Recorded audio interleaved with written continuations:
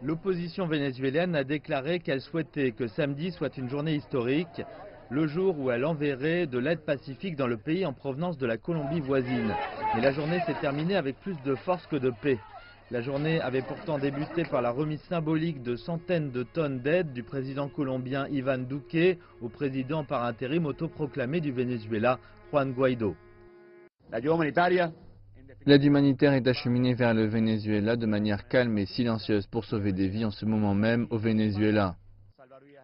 Juan Guaidó a exhorté l'armée vénézuélienne à abandonner le gouvernement du président Nicolás Maduro et à laisser entrer des fournitures humanitaires dans le pays. Et certains ont écouté.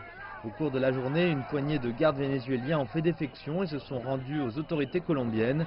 Nicolás Maduro lui-même a fait appel à ses partisans pour le soutenir. Je peux vous le dire avec mon amour le plus profond et mon sentiment le plus authentique. Je peux vous dire, hommes et femmes, je peux dire au peuple du Venezuela et du monde entier de compter sur Nicolás Maduro, d'être loyal aujourd'hui et pour toujours dans la bataille pour notre indépendance. Les camions se dirigeaient vers la frontière et c'est à ce moment que les problèmes ont commencé.